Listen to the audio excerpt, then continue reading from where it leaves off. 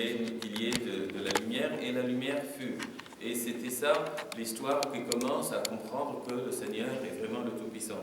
Le Seigneur Tout-Puissant n'a pas seulement créé, et pour cela on a compris qu'il était le Tout-Puissant, mais aussi il est capable de gérer ce qu'il a créé. Ça veut dire, le monde a été créé il y a très longtemps, et ce monde qui a été créé très longtemps, il est géré selon des règles, et le Seigneur gère tout cela sans qu'on le voit même faire. Ça veut dire, il n'a pas besoin chaque matin de se lever pour dire au soleil de se lever, ou chaque soir de lui dire de se coucher, chaque matin de dire aux graines de germer, ou pour des oiseaux pour de voler. Mais comme on l'écoute aujourd'hui, même les moineaux qui se vendaient les 5 à 2 centimes ne sont pas perdus.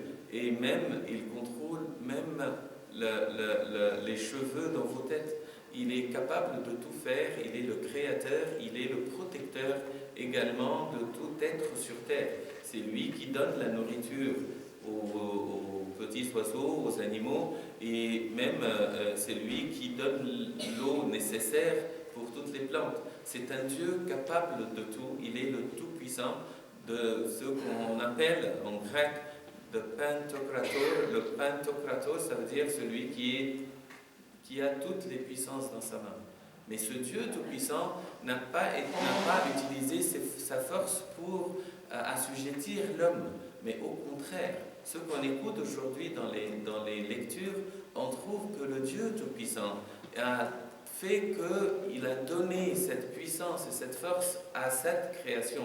Quand il a créé Adam, ce qu'il a fait dans le jour de sa création, c'est qu'il lui a donné tout de suite l'autorité sur toute sa création. Ça veut dire, quand il a créé l'homme, il lui a donné de sa force pour jouir de cette autorité sur le monde. Il contrôlait tout.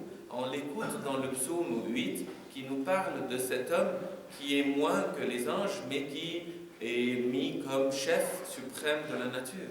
Et c'est pour cela qu'on adore Dieu. Il n'est pas un Dieu tout-puissant pour abuser de sa force par violence contre ses sujets.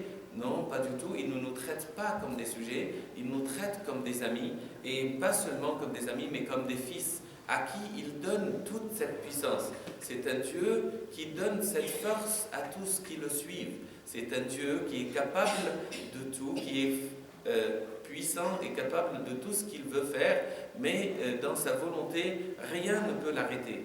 Mais en réalité, il fait tout pour l'homme. Il donne toute sa puissance, il donne de sa puissance à l'homme pour que l'homme soit le chef suprême de sa création. Et c'est pour cela qu'on écoute aujourd'hui dans l'évangile des matines qu'il dit « N'ayez pas peur de ce qui tue le corps ». Parce qu'il y a quelqu'un de plus fort qui a la possibilité d'après tuer le corps et est capable de jeter toute l'âme en enfer. Mais en réalité, la force du Seigneur n'est pas de tuer le corps. N'importe qui peut tuer. Mais la force du Seigneur est de donner la vie.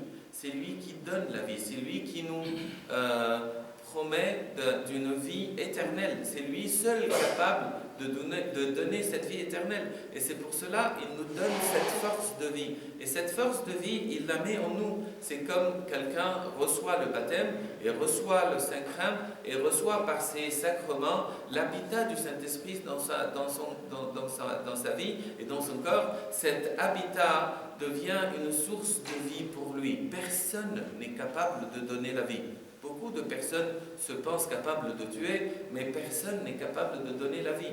Il est capable aussi, pour donner la vie, de combattre tous les effets de la mort. Par exemple, l'homme s'est fait tuer durant sa vie dans le jardin d'Éden par le péché. Alors dans le salut du Seigneur, il nous donne la force de combattre le péché. Et en combattant le péché, on résiste à la mort et on continue dans la vie. Un Seigneur qui est tout-puissant ne fait pas de ses fils des faibles.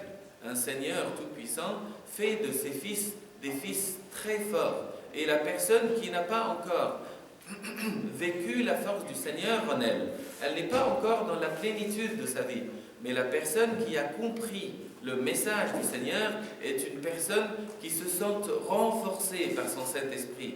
Il nous conforte, il nous renforce, il nous encourage, il nous donne cette possibilité de vivre avec lui, en lui et par lui et pour lui. Et c'est pour cela c'est pas seulement qu'on vit avec lui, mais à force de vivre avec lui par son Saint-Esprit, on redevient l'image sur laquelle il nous a créés. Il nous a donné son Saint-Esprit par le baptême et par la confirmation pour qu'on reprenne cette image.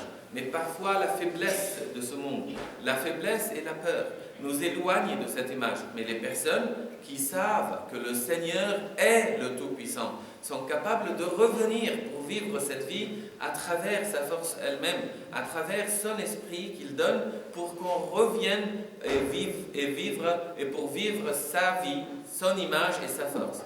En réalité, nous ne sommes pas appelés à être des serviteurs affaiblis, des serviteurs sans aucune liberté. Par contre, au contraire, nous sommes appelés à être des enfants libres, forts, comme notre Seigneur est tout-puissant. Que la gloire soit toujours à son nom. Amen.